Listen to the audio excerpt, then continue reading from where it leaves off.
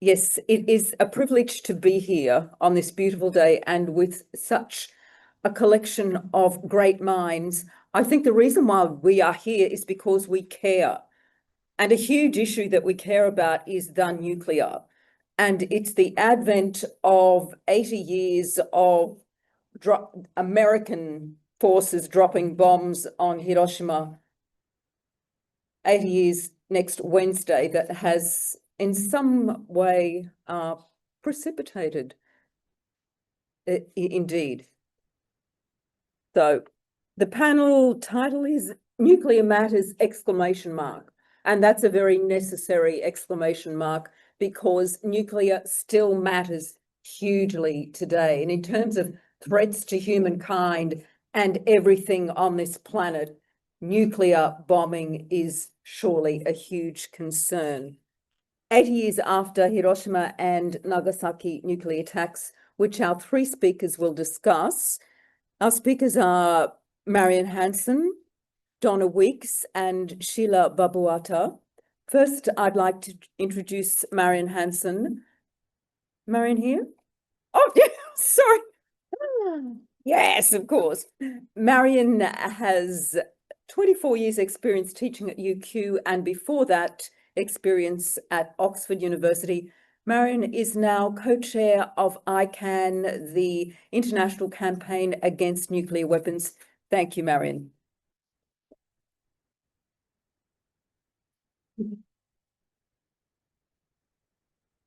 Poor old banner has come down, but I will just show it here briefly. Okay, that's, oh, okay, thank you.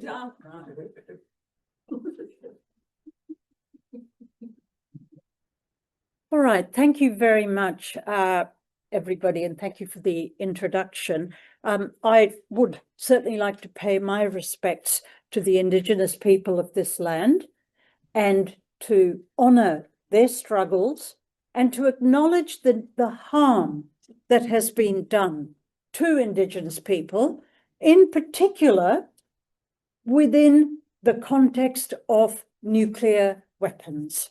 Right? And this is something that is not very well known, but I think it's important to stress that. So for those of you who don't know me, I'm Marianne Hanson. I am co-chair of ICAN, the International Campaign to Abolish Nuclear Weapons. And very, very happy to be here today. I've also, I mean, in my other hat, I am an academic, and I have been for a few decades now. And I have to say that it isn't the academics who are going to make the change. It's you all, right? And this is why in my role as an advocate or an activist, if you like, which is not always popular with other academics, but this is where change comes. And I really want to say a big, big thank you to all of you. I've been away from Brisbane for about 7 months. I'm back here for a few months, but it's terrific to see all the wonderful WILP women, people from IPAN, people from Just Peace, the Australia Peace and Security Forum.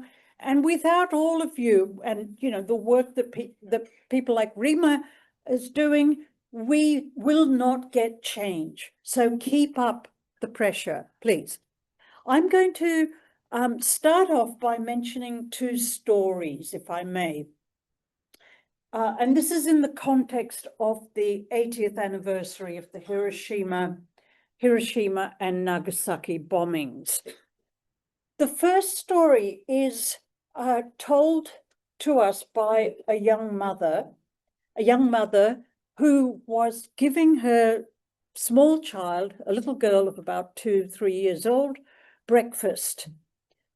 And the little child, this is just after 8 a.m., the child asked her mother whether she could have tin mandarins.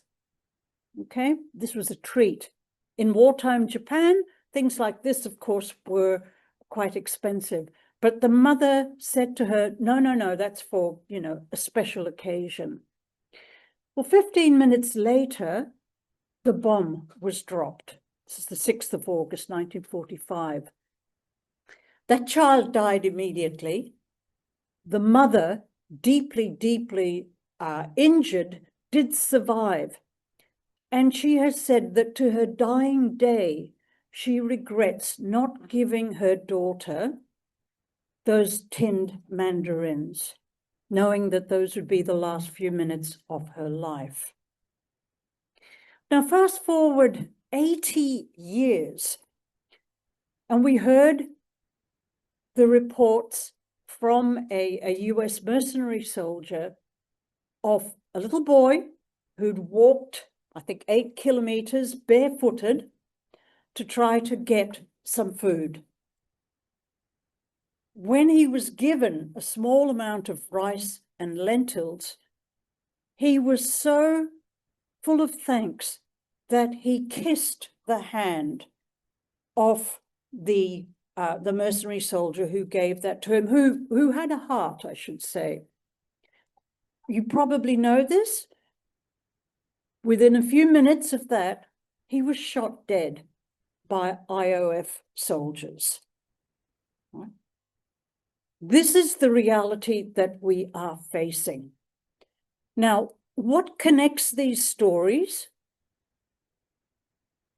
There is something here, while I don't wish to diminish the importance of each of them, what we're talking about here are the inhumane actions of governments and of leaders, some governments and some leaders around the world. The United States dropped that first bomb on Hiroshima. Israel currently has around 90 nuclear weapons. And over the past 22 months, on at least 3 separate occasions, we have seen and heard members of the parliament, the Knesset, in Israel, calling for the use of nuclear weapons or entertaining the idea of the use of nuclear weapons against the Palestinian population. Have we learned nothing in 80 years? Why are we still weeping over these unnecessary deaths, the heartbreak that is associated with not just that little girl in Hiroshima and not just that little boy in Gaza, but all victims of war and injustice, but especially those two? We have to remember them. What I want to say here really is that we need to keep our humanity going strong, because it's that lack of humanity, that inhumanity, that was the decision in 1945 and was the decision taken recently by IOF soldiers to shoot a young boy who had just said thank you for the little bit of food that he was given. Moving on to nuclear weapons, we have around 12,400 nuclear weapons still in existence today. Absolutely unacceptable. Many of those weapons are hundreds of times more destructive than the bomb that was dropped on Hiroshima. Okay, so we are talking about destructive powers that are unimaginable for us. And there is a desperate urgency to take action to eliminate these nuclear weapons. Nuclear weapons, we know, the use of them will affect children and women to a far greater degree than it will other parts of the population. Right? This is, in fact, ICAN has recently put out a booklet on the impacts of nuclear weapons on children. I do have some material here. You're very welcome to look at these and take whatever you like, by the way. 9 states possess nuclear weapons, and 9 states hold that power of destruction over the rest of the world. This is utterly unacceptable. Not only does it threaten large parts of the world, or arguably the entire planet, but it affects other species. It affects our environment.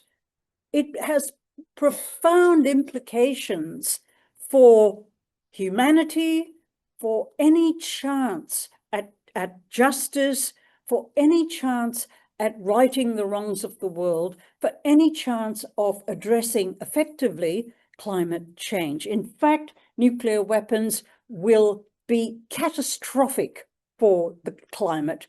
The use of 1% of the existing nuclear weapons in the world would result, and the scientific studies now are much more advanced than they were in the 1980s, when we heard talk about a nuclear winter.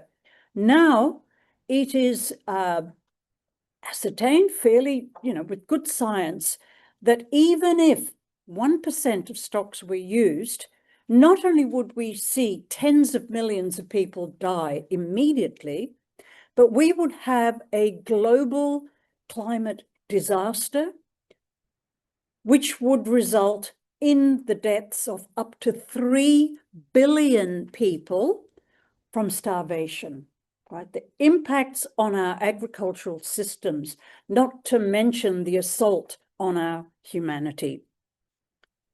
9 states have these weapons, and we've heard some of them talk quite explicitly about using them. I mentioned the case in Israel recently.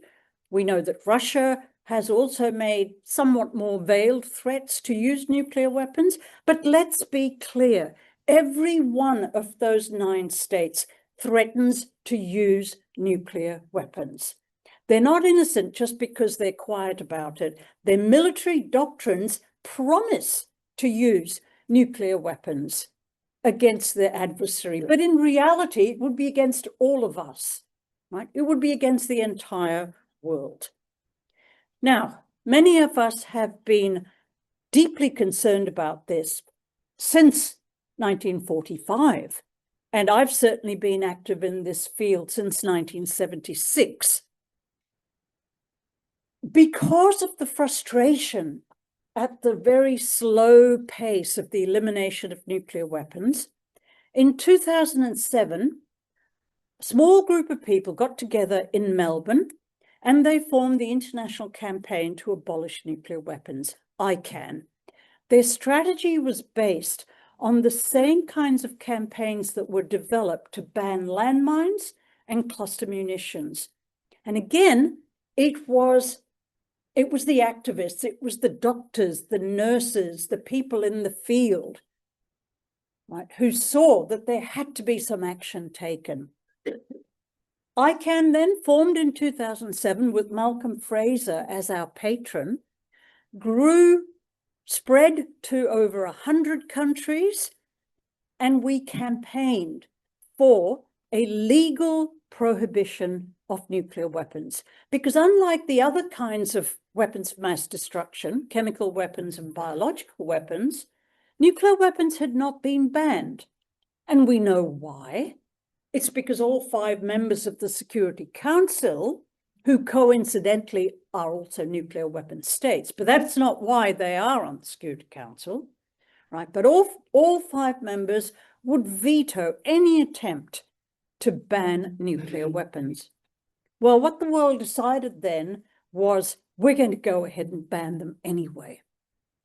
ICAN, therefore, worked very hard to get a treaty in the United Nations, and in 2017, this treaty was passed, the Treaty on the Prohibition of Nuclear Weapons. So for the first time in history, we saw these inhumane weapons deemed as utterly illegal under international humanitarian law. And I'm really happy to say that because of ICAN's efforts, we were awarded the Nobel Peace Prize that year, 2017. It still gives me goosebumps. And it was a recognition of the work that, not just the work that ICAN had done, but the work that many of you have been involved with, and so many people around the world, millions of people around the world. So it's your medal too. Sometimes I'm able to bring the medal up to Brisbane, but because of the various activities that are going on in other states, because of the 80th anniversary, the medal is currently in Melbourne. Never mind, that's all right. We know we've got it. It's the first and the only time that an Australian-based organization has been awarded a Nobel Peace Prize. Right? This is something, but that was the beginning. That was a keynote event. And from there, we recognize there's a lot of work to be done to abolish all nuclear weapons. Well, we now have 94 states in the world which have signed this treaty on the prohibition of nuclear weapons. That's pretty good, and that number is rising. What's the position with Australia? Anthony Albanese in 2018 pledged that in government, Labor would sign and ratify this treaty. We still have not done it. It is time that the Albanese government stood up to the United States and the other nuclear weapon states and took a course of action which would show courage and leadership. Australia remains one of the very few countries in the Southeast Asian and South Pacific region which has not signed this treaty. We are being defiantly at odds with our neighbours. Now, this is not to say that the Australian people don't want action. They do. Around 75% have agreed that nuclear weapons have to be banned. Numerous city councils, including Brisbane, hundreds of MPs, faith-based groups, unions, etc., support this. So what can you do? There's a lot you can do. Please go on to the ICAN Australia webpage. Look at the educational resources there. Sign up to get our email newsletters. Write to the Prime Minister, write to the Foreign Minister, write to your local, visit your local Member of Parliament, demanding that Australia sign this nuclear weapon. Talk to your banks and your financial institutions. Make sure they are not investing in companies that produce nuclear weapons. And this August, on the 6th and the 9th, commemorate the horrific bombings. Also remember the victims of testing in the Pacific and right here in Australia as well. The British nuclear tests, absolutely appalling. At the end of the day, it is justice and peace that we want. Thank you.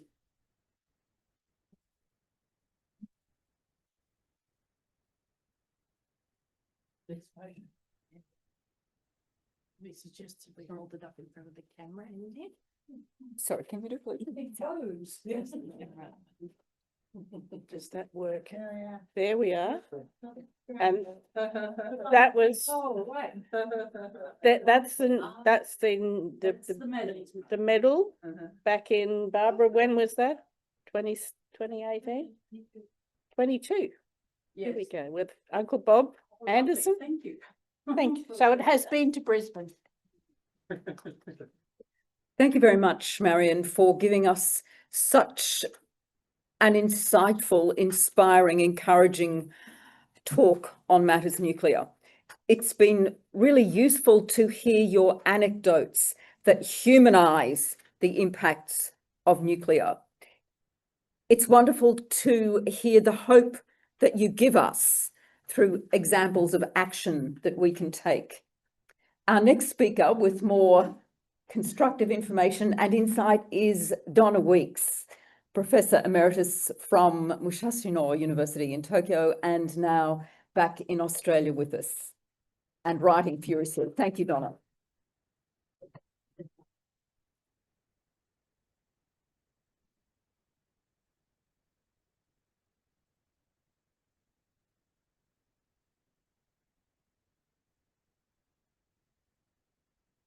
Thank you, Maureen, and also thank you to everyone here. And I also want to acknowledge that I stand on the land of the Yagara and Turrbal people and acknowledge their traditional owners. Acknowledge their traditional owners. I'll put on my lecturer's voice then, and maybe that would be better, will it? I also want to extend my solidarity to the indigenous people of Japan, the Ainu, and the people from Ryukyu, known as Okinawa, who continue their struggle to rid their lands of American bases. Right now at Henoko, people sit in Okinawa, people in their 80s, in their 90s, they go and they sit in because they do not want bases in Okinawa. Now, as is always the way with these sorts of conferences, when you get to this point of the conference, knowing that it's also just before lunchtime, so I've got to move along, you tend to want to rewrite your notes because having listened to everybody so far, there are themes that I had picked up on, themes that were in my notes, but themes also that I want to draw out from what everybody has spoken about. And I think it's really, really important. And I'm grateful to the organisers for allowing this, even though it's me, I'm not Japanese, but this insight from Japan, because I think what we don't hear often enough from Japan is the fact that there is resistance in Japan to militarization. There is resistance in Japan to American bases, and I'll talk a little bit more about that. Now, I did actually have, I was told I was supposed to have a PowerPoint, so I regrettably made a PowerPoint. Because I don't like PowerPoints. I thought I'll make one because I thought, well, everyone's going to have a PowerPoint. I noticed no one's had a PowerPoint. However, I did want to just show, I don't know how I'll do this. Let me see.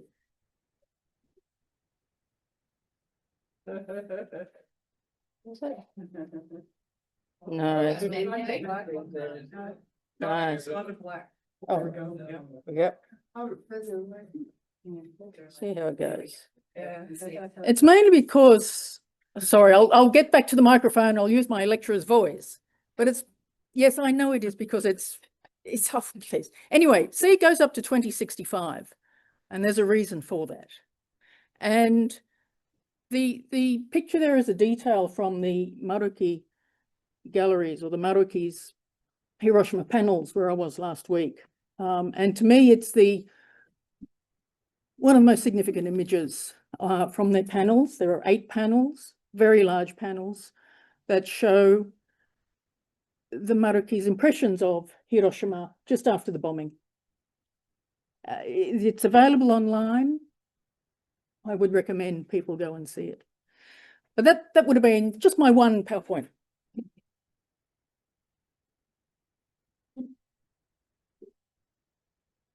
Now, Marianne, Hanson and I were once colleagues. I mean, we still sort of are, but we haven't been for a long time. Well, we haven't been at the same university for a long time.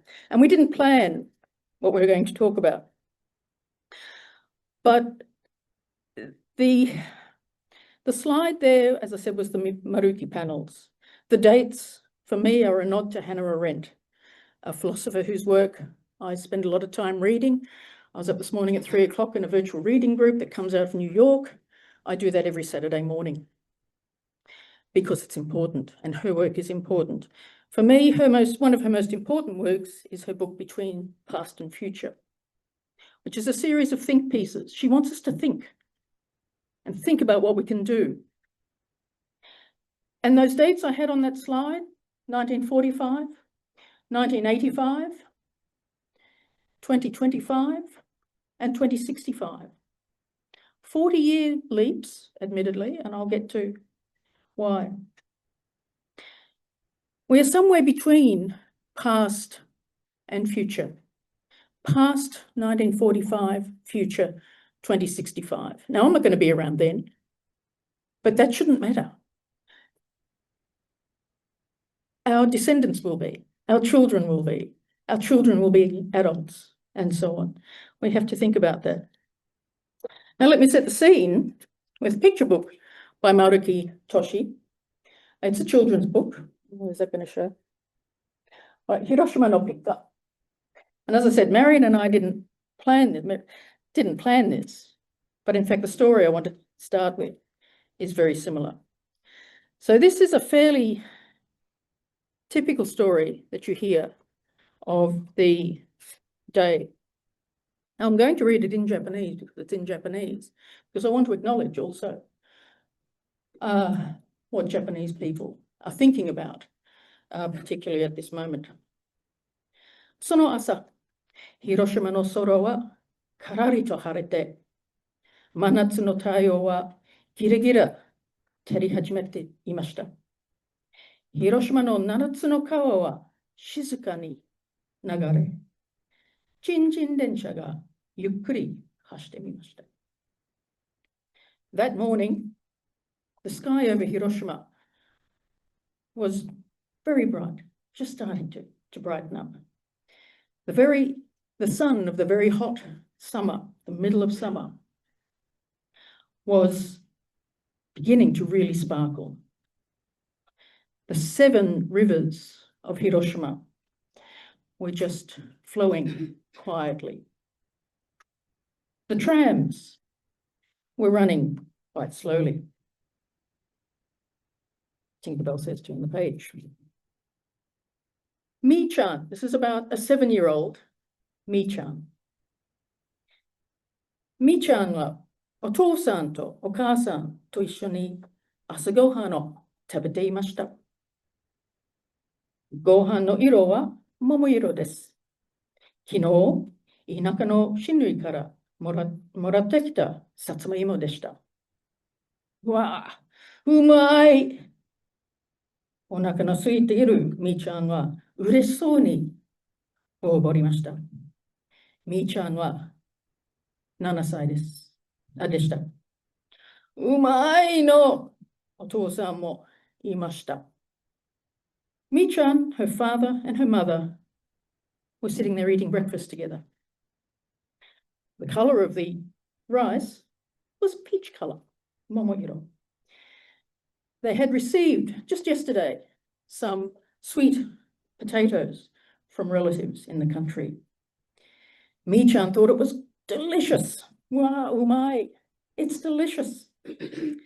She was so hungry, she just ate it. And she was so happy to be able to eat it. She was 7. Her father said, "Oh, how great, how tasty." その時です。突然、ピカーッとおろしそう光が突き抜けました。オレンジ色、いや、青白も100も200もの雷がいっぺんに落ちたような光でした。それはアメリカの爆撃機 B-29 のエノーラ迎号から落とされた。人類初めて原子爆弾でした。その原子爆弾にはリトルボーイオという優しく可愛い名前を付けてあったということです。1908月6日午前8時15分のことでした。It was right at that time that as her father was saying, "Oh, how nice, how tasty is this?" It was that time. Suddenly, there was a great light, a bright light, a horrible bright light just flashed before them. It was orange. No, actually, it was a white, a blue-white flash. It was maybe 100 or 1,000 lightning strikes in one go. Lit up the room. That was the American bomber, the B-29 Enola Gay, dropped from there. It was the first bomb to be dropped in war on people. That bomb was called Little Boy, a kind of cute and nice name it seemed. It was 8:15 a.m. on the 6th of August in 1945. Now the story goes on, it's illustrated as well. I still, and I'll get to that shortly, I still find it incredible to hear, to listen, and as our speakers have said this morning, and I'm sure we'll say this afternoon, that we're still here, we're still fighting against those things. So I usually start my work, my projects with my work with Immanuel Kant. He asks 3 questions. What can I know? What ought I do? What may I hope for? And there are 3 questions that guide my work in all that I do. From 1945, we're here today to think about what happened 80 years ago. And I want to think about 2065, 40 years from now. What may I hope for? What may we hope for? Hiroshima in 1985, right? We had 1985 on there. Believe it or not, I was in Hiroshima as a naive student. I was an undergraduate student in Japan. A friend of mine was studying in Hiroshima. She said, come down for summer holidays. Oh, yeah. Look, I was a student of politics. I didn't really know about Hiroshima. I wasn't a student of history. It was divided like that back then. I mean, I knew Hiroshima and I knew about the bomb. But, you know, this was 40 years after the bomb had been dropped. I had relatives when I first went to Japan. I first started studying Japanese in the 1970s, who said, it's all right to be friends, those Japanese, but don't marry one, will you? Mm-hmm. Now that's in my lifetime.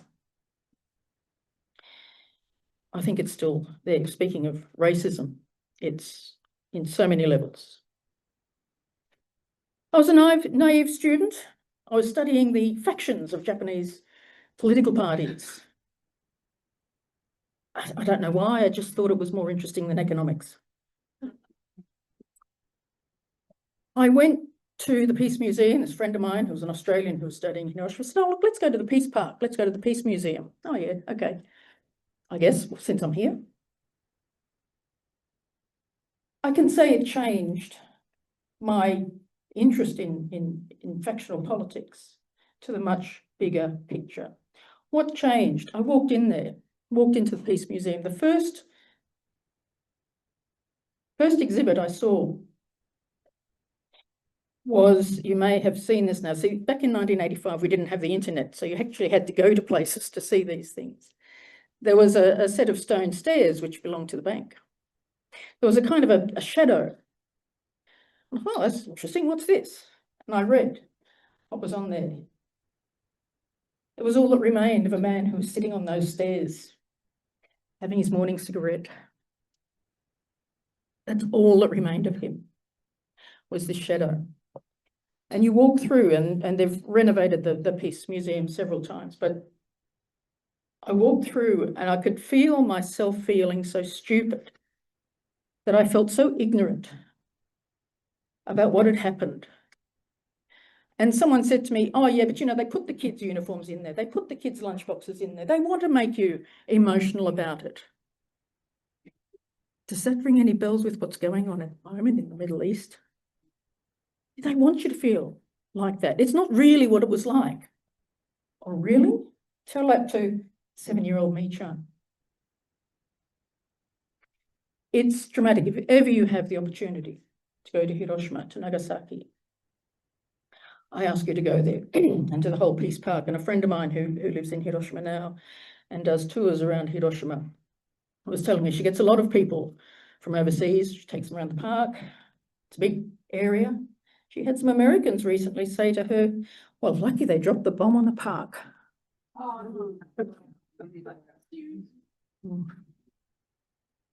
And I said, how did you respond to that? She said, what can you say? It comes to education as well, which is something we don't have a lot of time for us to talk about today.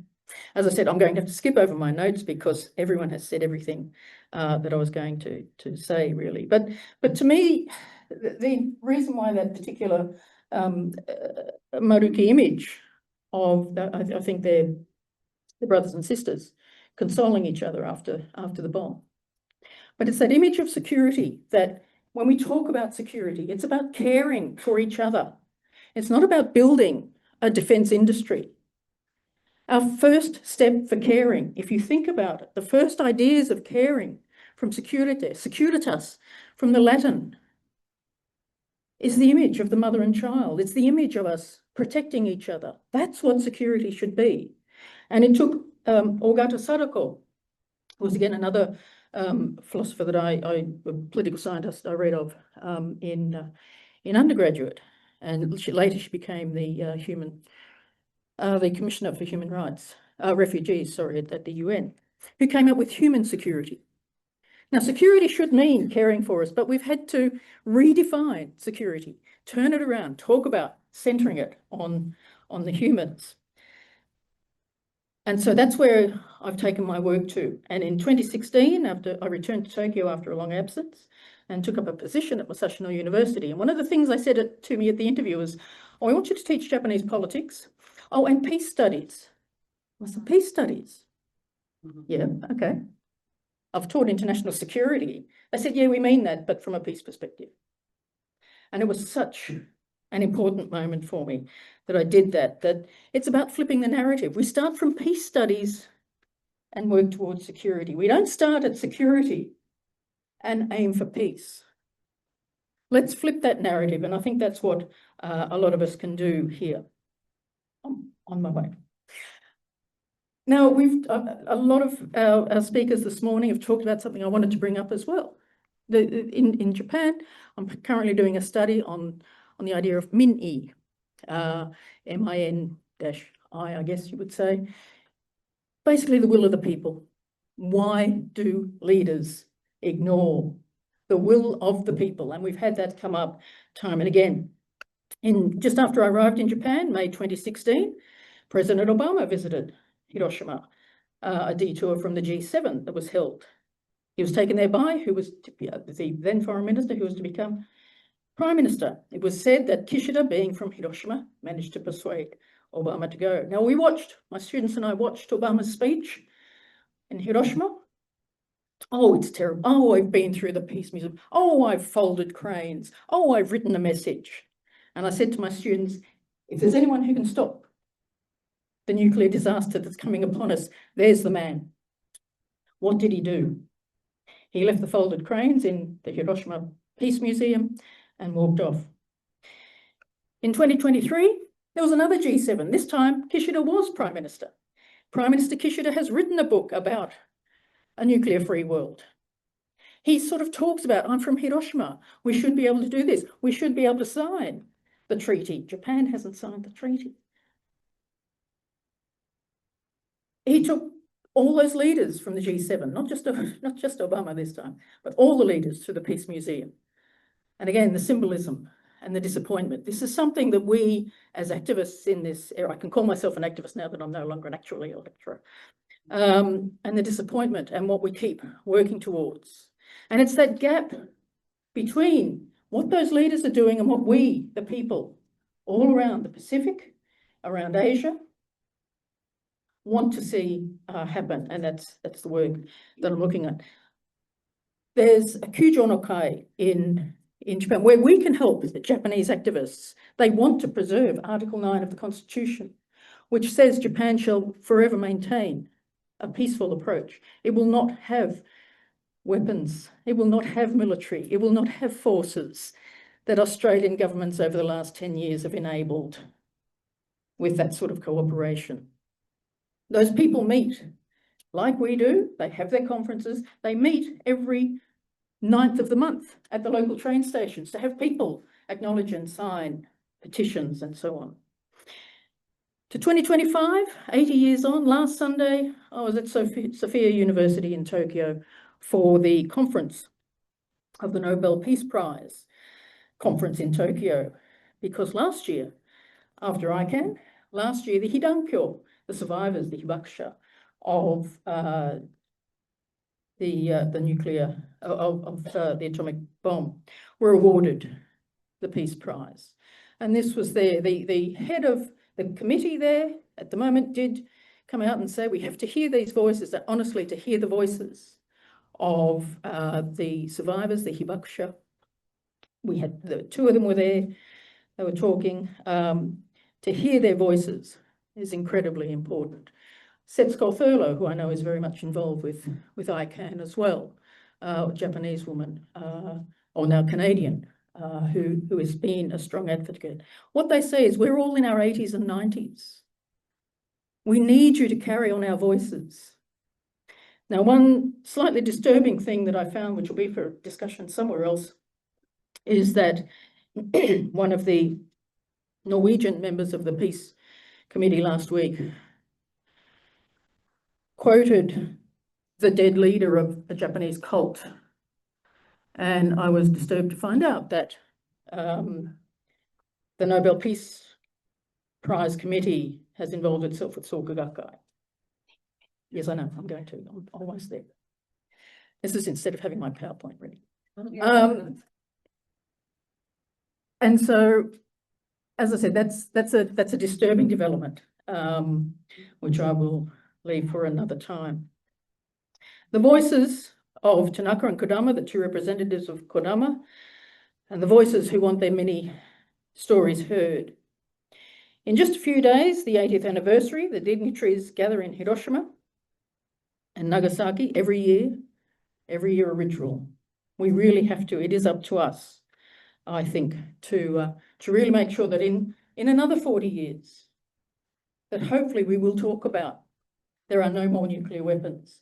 And I think I want to really respect and bring into peace, into this place, the voices of those from Japan into this discussion about that, because there's much activism there and much that is going on that we need to work with, so that we don't keep having, you know, these total disasters. So thank you very much.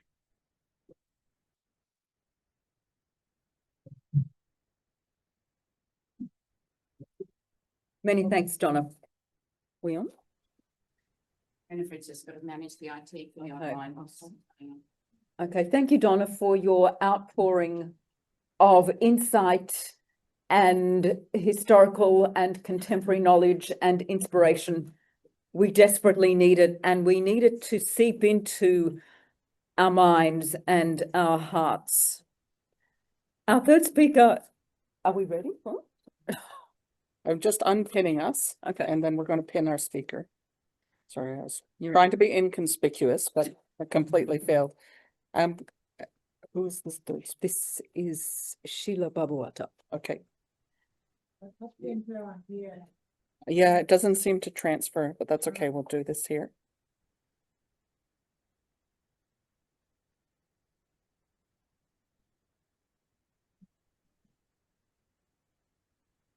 Thank you very much. Sheila, thank you very much. Once more, Sheila, thank you so much for coming to us from the Northern Marianas. It's unfortunate you can't be with us today, but you're here with us in spirit. Sheila is a daughter of the island of the Saipan and the Mariana Islands. She's an Indigenous community leader and an advocate for decolonization, demilitarization, and environmental justice. She's a former member of the Northern Mariana Islands House of Representatives. She's passionate about leadership development, personal growth, and collective healing. She holds to solutions that are grounded in her people's millennia of living akin to land and ocean. We very much look forward to hearing from you. Thank you, Sheila. Thank you. Aotearoa, thank you so much for having me today. It is an honor to be here and share some of our stories from the Mariana Islands here at the Pacific Peace Conference.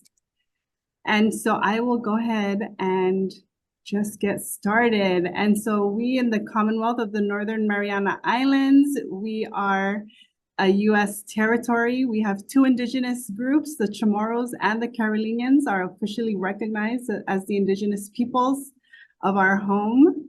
The Mariana Islands is actually made up of 15 islands. Our sister island of Guam is our southernmost island, but we've been separated politically for hundreds of years, and Guam is considered a separate US territory.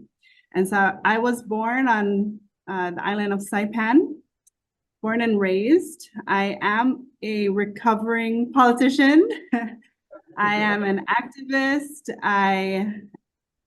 I'm a local leader. I stay very closely involved with our youth, our advocacy groups, and really help uplift our stories in many, many spaces. And so our stories around, marine debris and plastic pollution. This is a photo of one of our sister islands in the north where we don't have any residents, but if you walk along our black sand beaches, you'll find marine debris from fishing vessels. You'll pick up items coming from Japan. And so this is a big, big problem that we are facing. Of course, sea level rise is an issue that many Pacific Islands face since being home after studying in Hawaii and the US. I have seen concrete structures disappear, coconut trees just being swallowed by the ocean. And so the rising sea levels are a real concern for us. I was also home during Super Typhoon Yutu. The typhoons have gotten stronger and more consistent and are actually off the scales of scientific records that instead of being a category 1, we now just call them super typhoons. We do have a long history of war and militarization here in the Mariana Islands. We have been colonized for over 500 years with the Spanish, the Germans, the Japanese, and now the Americans. After World War II, there have been PCB contamination sites. We have unexploded ordnances. We still have military tanks in our waters inside our lagoons. And as you can see in this photo, have become part of life here as children just get on the tanks and jump off of them, causing this sense of desensitivity around military and militarism in our home. So our sister island of Tinian is where the largest airfield was constructed at the time of the launching of the atomic bombs. Our sister island Tinian is where the 2 bombs took off to Hiroshima and Nagasaki. So we are a major player in this war machine that is the United States military industrial complex. And so on the bottom right photo, you'll see a glass case where that is one of the bomb pits where the bombs were stored. And if you visit our sister island Tinian, you'll be able to visit these sites. And we do have a number of veterans and researchers and scientists, scholars who come by and make these visits. One of the major plans happening right now on the island of Tinian in the Northern Mariana Islands is the resurfacing of this airfield. And so this airfield from World War II is actually being resurfaced right now. And the US Department of Defense is heavily investing on this very small island of Tinian that is just 5 nautical miles away from my island, Saipan. And so I did want to just touch base real quickly on the 5 major defense plans that the US Department of Defense has for the CNMI. The first is the Commonwealth Joint Military Training. It's called the CJMT. There is actually a comment period that's open right now as they have released the draft environmental impact statement. And we have no notice when these statements are released. And they give us 75 days to respond to this 1,000-page document that is full of jargon, and it is always during a time that our community is busy with so many other things on our plate. The second is the Mariana Islands Training and Testing, which is also known as the MIT. That comment period just concluded on July 22nd. So we had 2 comment periods open at the same time. The third is the Mariana Islands Range Complex that is currently it's being carried out. The fourth is the movement of troops from Okinawa to Guam. There's around 5,000 troops that have already begun the movement to Guam. And the last is that divert airfield resurfacing on our sister island of Tinian. So here in the Northern Marianas, we are experiencing hyper-militarization, and it is so much for our community to understand. When I first became aware of all of this happening in my home, I was exposed to this map. And this map really gives me an idea of how the United States views the Pacific Ocean, how they view our home, how they use words like strategic importance, like military readiness, like national security. And if you just take a look at this map, the way they draw lines all over it is very anti-Indigenous. So we do not see ourselves this way, and we definitely do not look at the ocean this way, and mark out spaces where we're able to drop bombs and do underwater nuclear testing and all sorts of destructive training and testing activities. And so these are some highlights in our news. In the past couple of years, the new Pentagon has called for military expansion in the United States. They have bulldozed sacred indigenous sites, about 17 football fields of pristine limestone forest on our sister island of Guam. And the Centers for Strategic and International Studies have conducted these war game simulations. And out of all 24 simulations, Guam is a first strike zone, which is something we don't talk about at all, because Guam is just a 30-minute flight from my home. And so while all that is happening, we still have this narrative and this gap between the understanding of our leaders and what is true and what is real, especially in the world of activism. And so our current administration, this government, actively calls on more military presence, touting promise of economic gain with something called militarism or military tourism, since we are a Pacific island and tourism has been our #1 source of industry and income. And of course, the airfield resurfacing on our sister island of Tinian.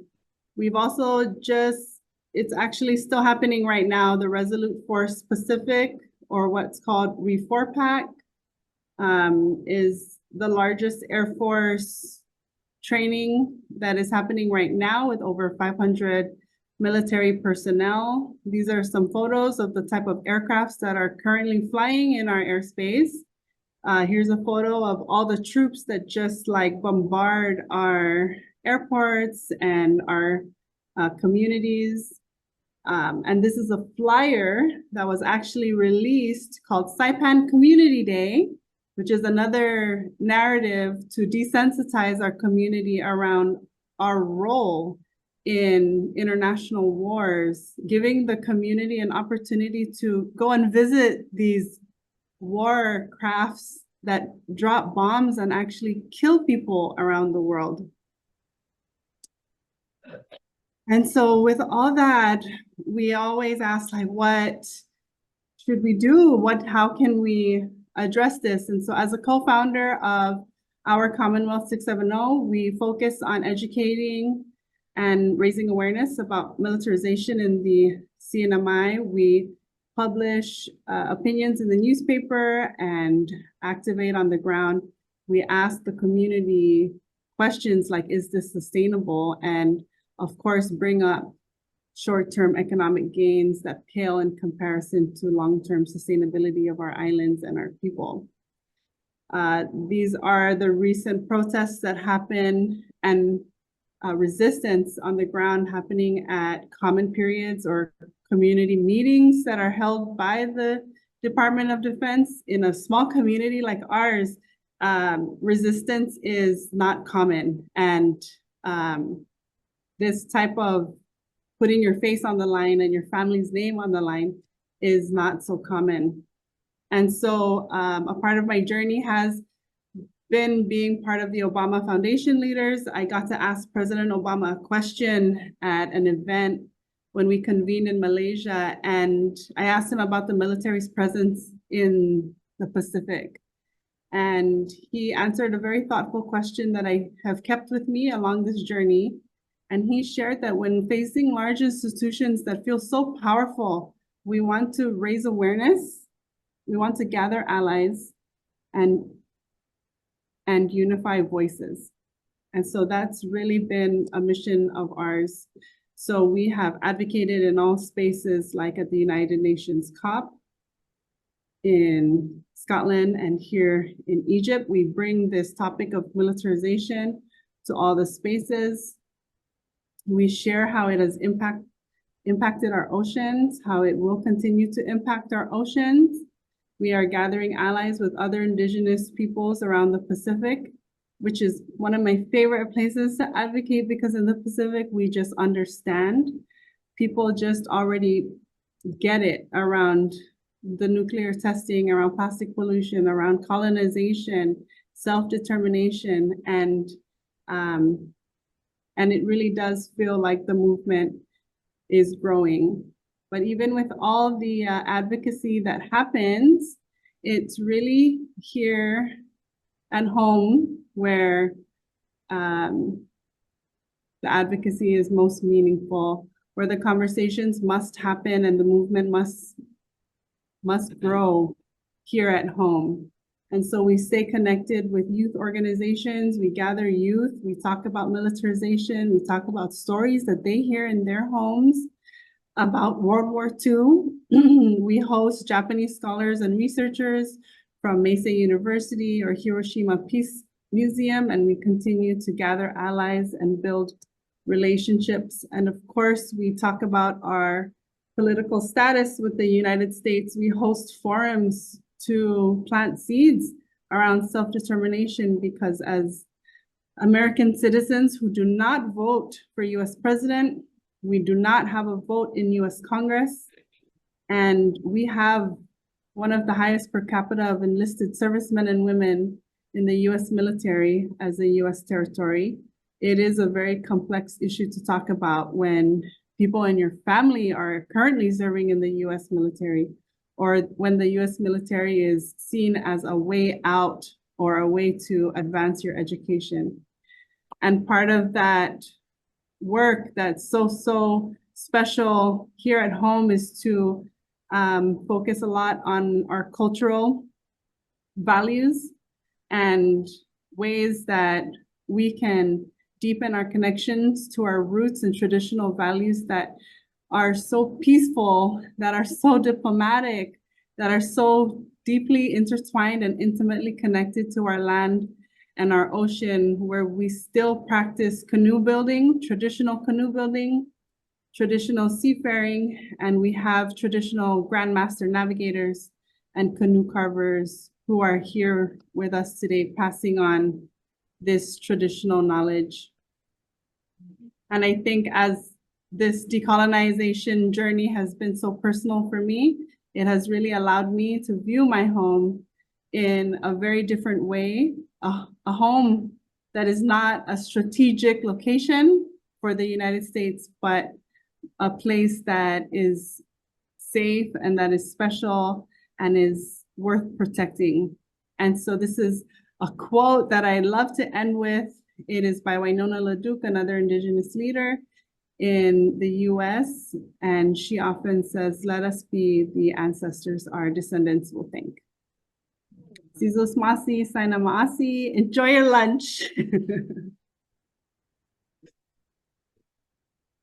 Thank you. Sheila, thank you so much for your wonderful contribution of knowledge and insights and understandings of peace.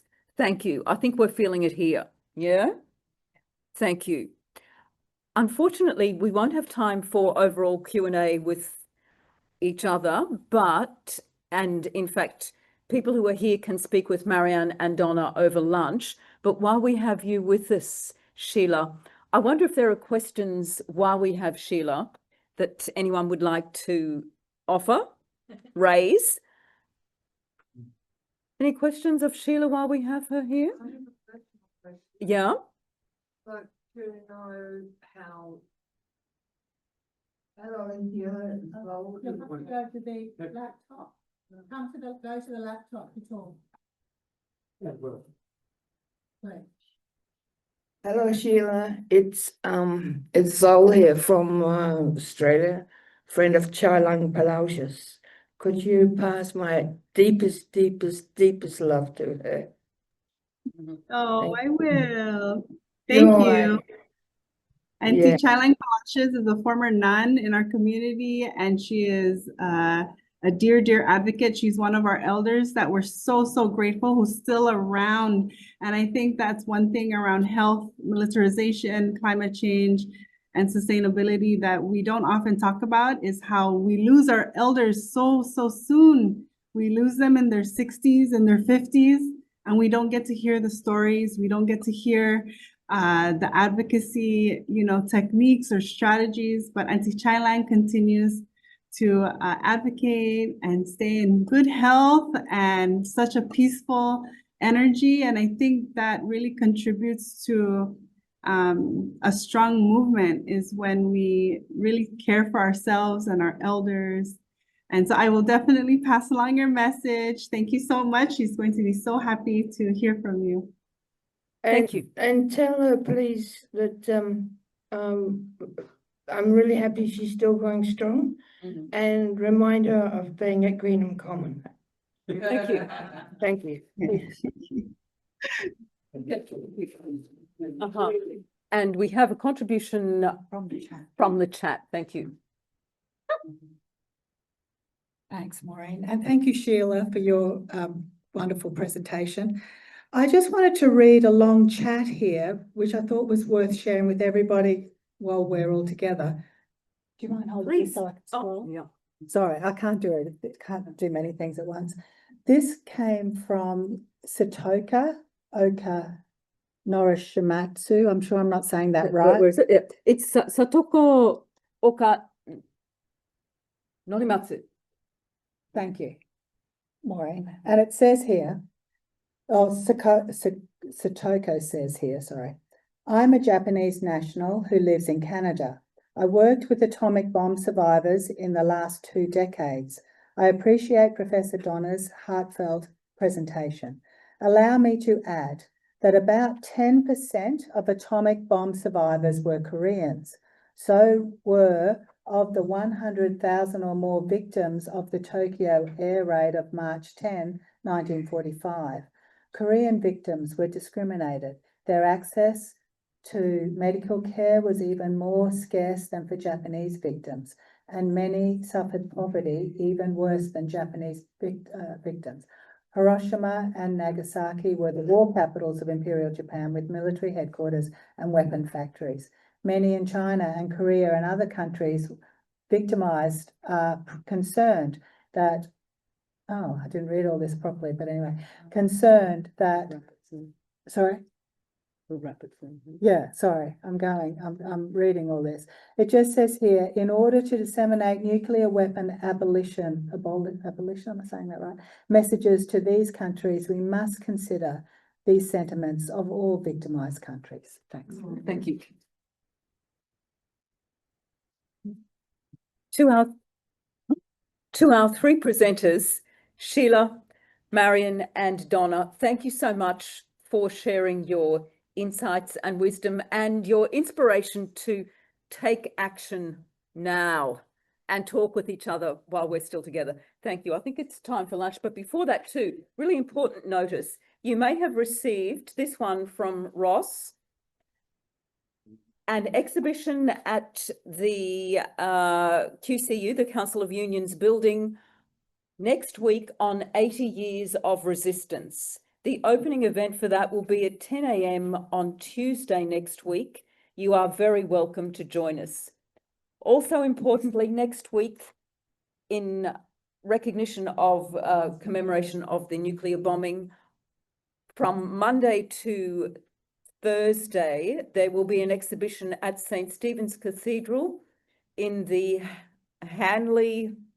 Francis Rush Centre at St. Stephen's Cathedral. Lots to see, learn and experience. We hope you can join us. Thank you. And Annette?